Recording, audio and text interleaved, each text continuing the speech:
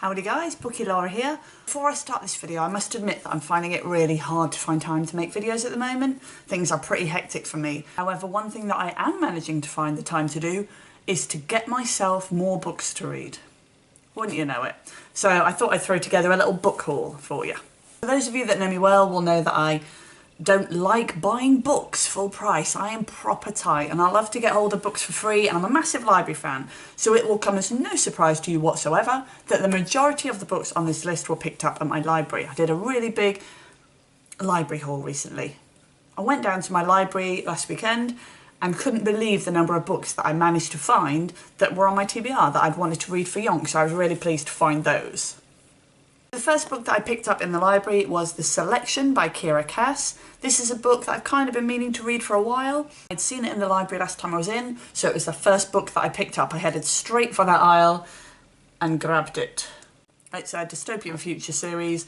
It was in the children's teen section, so I feel like it might be a book that I can fly through quite quickly and should be a relatively easy read.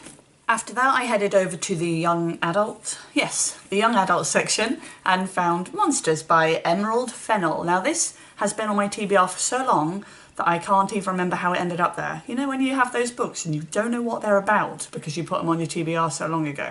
I think the synopsis of it just sounds incredible. It says, 2 children you would never want to meet. The beach, the sea, a body, and then another. A girl, a boy, and a summer holiday unlike any other.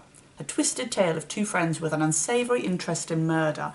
I think I read about this, or first came across it when I started watching Broadchurch, which is a popular TV show here, and it reminded me of that. So I'm quite intrigued to pick that up, and it doesn't look like it'll be too intense either. While I was in the young adult section, I had a quick look to see if they had the second book in the old, what's it called, Noughts and Crosses series.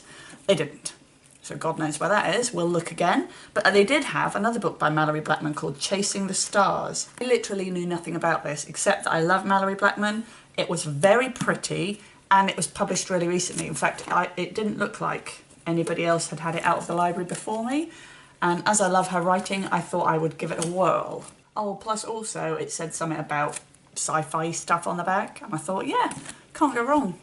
After that, I wanted to look for a book. I had a few books on my list that were non-fiction, and for some reason I find it really, really hard to find non-fiction books in my library. They just say non-fiction in the listings, but then all the non-fiction is split into different sections, like food. I don't think of any others that there are. Science, you know, and there's no logic to it. So I was really struggling, and while I was looking around, I found the biography section. I used to be obsessed with biographies when I was younger, but haven't read one in ages. But anyway, I found this, The Unmumsy Mum, what's the name? By Sarah Turner. Now I have heard of this, and anybody probably who is a parent in England has heard of this.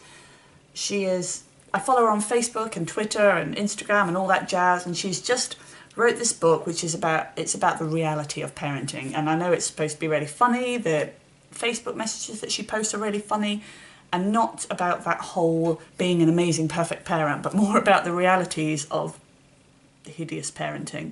And then, miraculously, somehow, I managed to find the book that I wanted to find in the non-fiction section, which is amazing because I just happened to be walking out of the library and went, oh my God, there it is. I can't even remember what section it was in, but it wasn't one that I was expecting.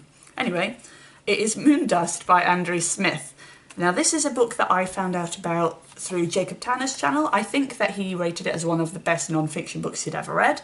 From what I understand, it's sort of exploring astronauts who've been to Moon and exploring them as they've returned to Earth and how it's impacted on them and the effects that it has. So as a space nerd, I'm quite looking forward to reading that, and also, yay, more non-fiction. So those were the books that I picked up in the library. As well as that, I was delighted this week to get another ARC in the post. Woohoo! Once again, it's a book from Hodder and Stoughton, who are fast becoming my favourite publishers because they keep sending me free books, so thank you, much appreciated.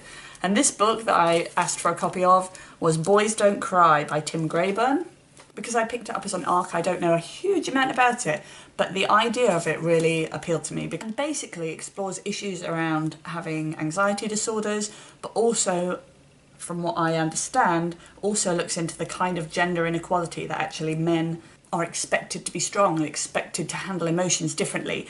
And as you well know, I'm all for equality, and that's something that really interests me. So I'm really looking forward to reading that and more non-fiction.